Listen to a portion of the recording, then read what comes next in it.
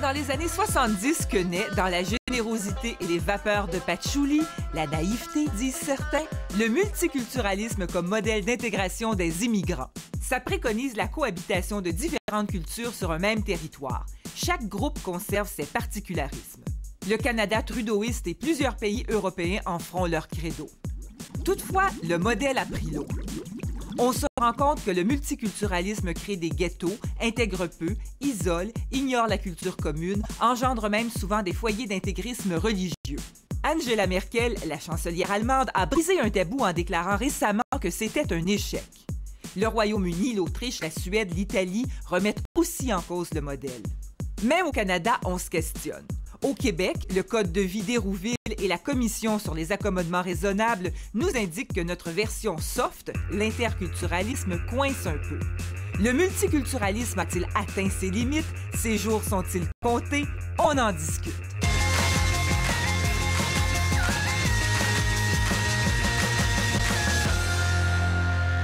On le fait avec deux invités, Mathieu Bock-Côté, sociologue, bonsoir Mathieu, bonsoir. Et Jocelyn McClure, qui est philosophe, prof de philosophie à l'Université Laval, et vous avez été analyste conseil à la commission Bouchard-Taylor. Bonsoir. Bonsoir.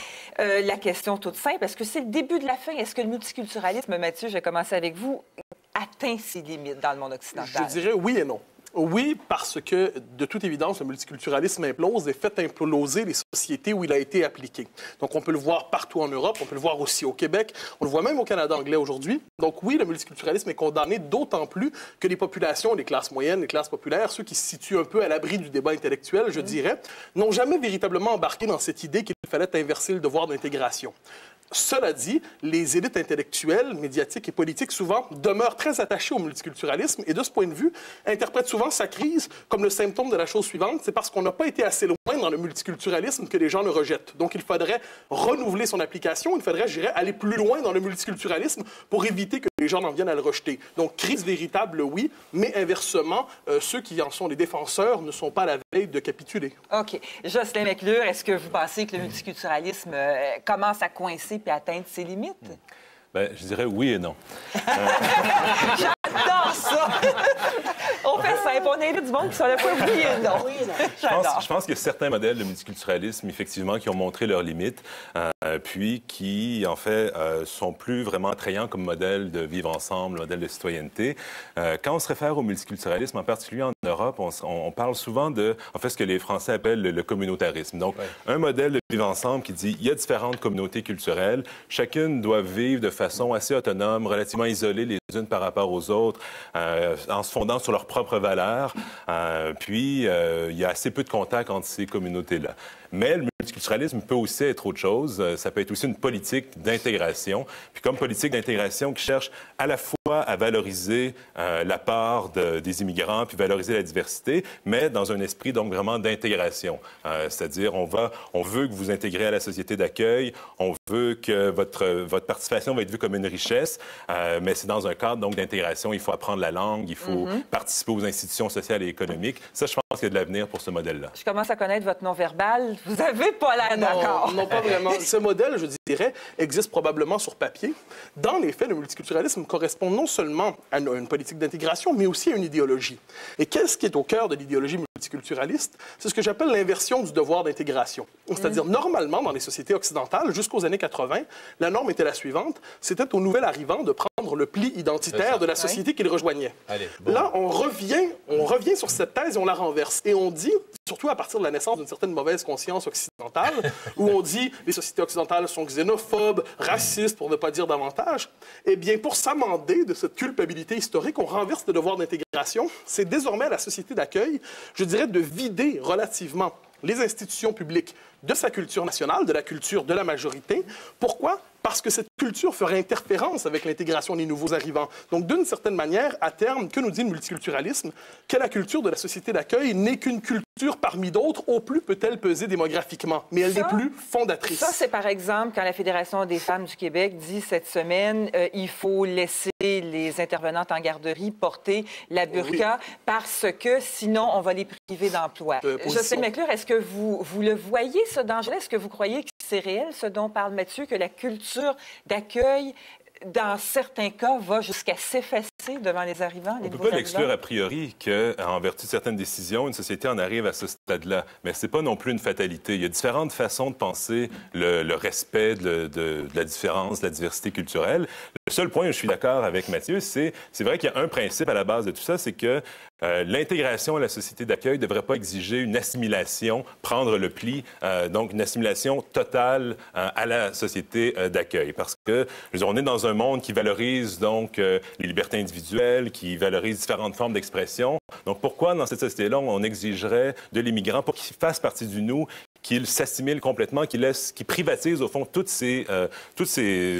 son appartenance, ses différences, ainsi de suite. Mais c'est ça que le multiculturalisme... Mais non, ça, c'est une exigence qui est, au fond, qui est excessive. On n'a pas à exiger ça des nouveaux arrivants. Comment en sommes-nous arrivés là? Ben ça, je l'ai évoqué tantôt. C'est ce que j'appelle cette mauvaise conscience qui naît à la fin des années 70, à tout le moins qui commence à se diffuser. Et cette idée qui est très forte, c'est-à-dire les sociétés occidentales sont coupables. Sont coupables de racisme, puis là, on peut, la liste...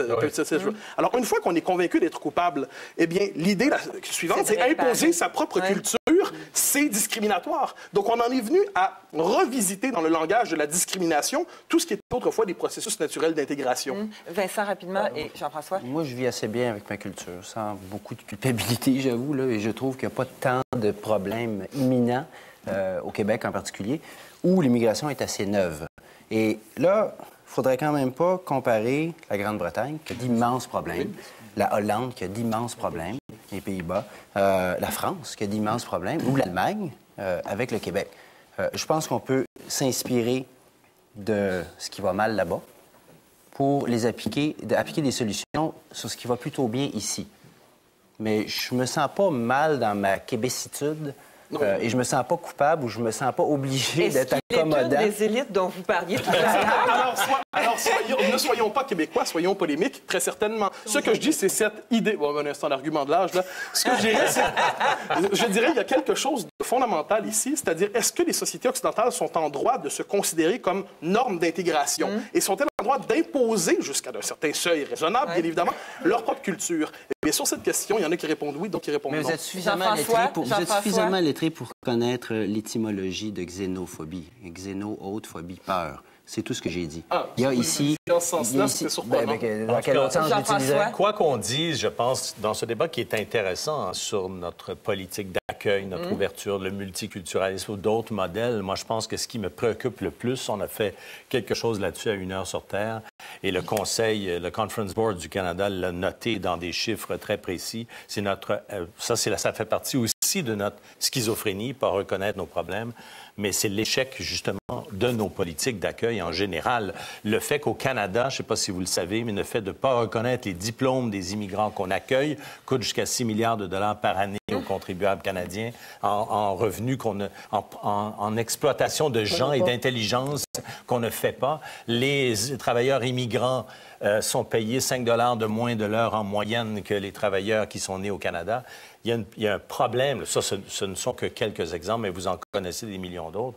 Et ça cache une réalité qui est bien plus grande. C'est qu'on n'a pas réussi l'accueil vraiment des étrangers qu'on a fait venir ici. C'est un échec. C'est des problèmes nettement plus importants que les failles apparemment intrinsèques. Mais ça n'exclut pas les débats qui sont importants, surtout pour quelqu'un comme moi qui connaît bien le Moyen-Orient, sur la burqa et tout ça, et jusqu'où on permet l'expression de l'extrémisme religieux. Mais on entend, sortons de notre petit milieu élitiste, et on entend, vous parliez de classe moyenne, on entend régulièrement la question, qu'est-ce qui fait problème quand on parle du multiculturalisme qui coince?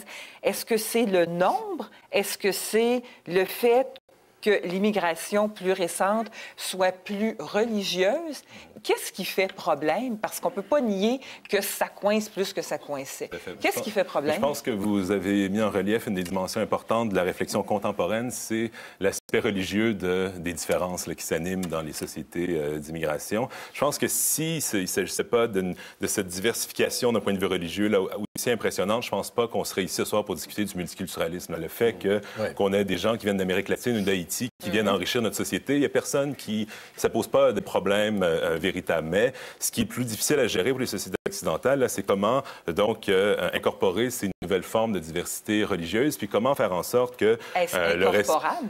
Ben, je pense que donc on incorpore sur la base de certains principes phares, comme par exemple la liberté de conscience et de religion. Donc on va respecter ce principe-là, mais comme toute autre liberté fondamentale, elle a des limites. Donc il ne faut pas, au nom de la liberté de religion, donc accepter que l'égalité entre les sexes, par exemple, soit bafouée. Donc ça se fait, cette intégration-là est faisable, mais elle exige quand même qu'on mette des balises. De soi aussi. Oui, exactement. Et est-ce qu'on l'est sûr de nous? Non, ben, je dirais, je ferai les nuances. Encore une fois, il y a là-dessus les classes sociales. Le problème des marxistes, c'est qu'ils ont rendu imprononçable le mot classe sociale. Oui. Or, elle continue d'exister malgré ce que les marxistes en disaient. Et qu'est-ce que je dirais là-dessus? C'est que l'immense majorité, je dirais, des Québécois qui se tiennent, je le redis, à l'abri d'une certaine intelligentsia, parce que ça existe, savent à peu près qui ils sont. Oui, d'accord, mais vous reconnaîtrez que j'en suis un élément dissident.